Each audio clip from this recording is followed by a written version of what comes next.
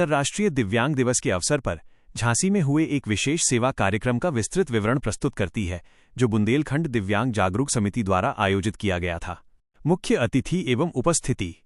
मुख्य अतिथि बाबूलाल तिवारी, विशेष अतिथि डॉक्टर संदीप सरावगी, अन्य गणमान्य व्यक्ति डिप्टी मेयर प्रियंका साहू, सांसद अनुराग शर्मा, बबीना विधायक राजीव सिंह पारीछा, समिति के अध्यक्ष हरीश कुशवाहा, उपाध्यक्ष दिनेश यादव, कार्यवाहक अध्यक्ष संरक्षक अनूप चौबे और संरक्षक अशोक कंसोरिया और कई सामाजिक कार्यकर्ता।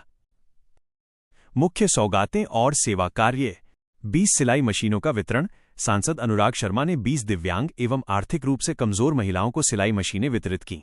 समिति ने इसे महिलाओं को आत्मनिर्भर बनाने की दिशा में एक महत्वपूर्ण कदम बताया।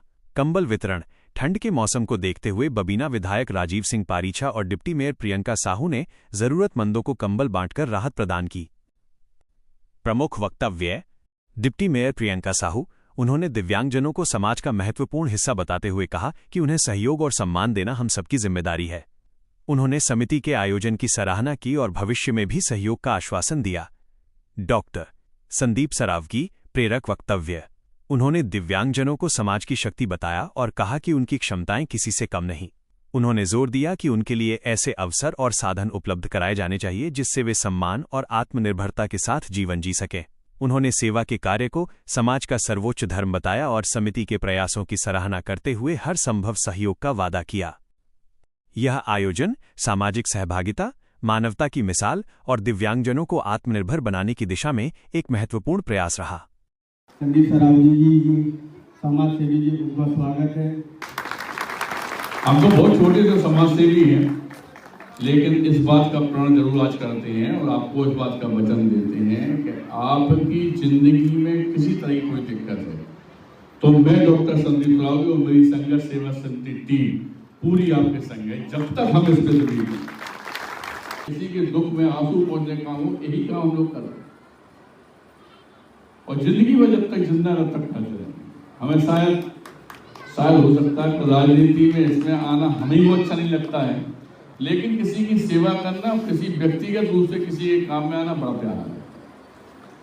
और यही वजह है हमारे यहाँ कि जात पात हम लोग नहीं मानते। इसका सबसे बड़ा उदाहरण ये है, गुरुदेव को बताना चाहते हैं कि पूरे भारत वर्ष के पहले आदमी हैं हम जिसने सनातन धर्म के अंतिम पायदान में खड़े हुए बाल्य समाज की बेटियों के पैर धोके कन्यादान किया।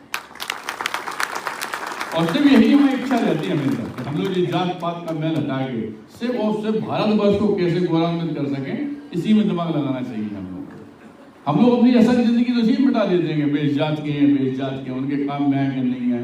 अगर हम लोग एक दूसरे का पूरक हो जाए तो कितने दिव्यांग हैं जन जरूरत है।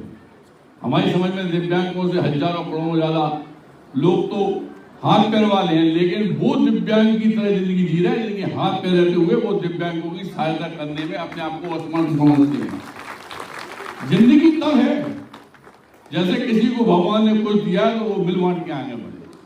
स्वार्थ वाले लोग तो हमेशा नष्ट हो गए, किसी को कुछ नहीं मिला और ना मिलेगा।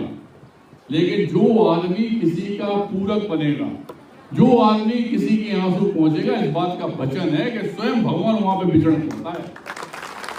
मंदिर मस्जिद में नहीं, ईश्वर अल्लाह। लेकिन जब आप किसी के आंसू पहुंचते हैं, जब आप किसी बेटी की विदा करते हैं पैर धोकर, जब आप किसी के दुख में काम में आते हैं तो ईश्वर भगवान स्वयं वहां। हम तो अकेले चले थे, आज हजारों लोगों का कारवां है हमारे साथ में, आशीर्वाद है सब लोगों का। और यही चाहते हैं कि जब तक हम हैं तब तक आप लोगों के सबके पूरक बने रहें, आपके काम में आते रहें और आप लोगों को भी इस बार ये सौगंध खानी है।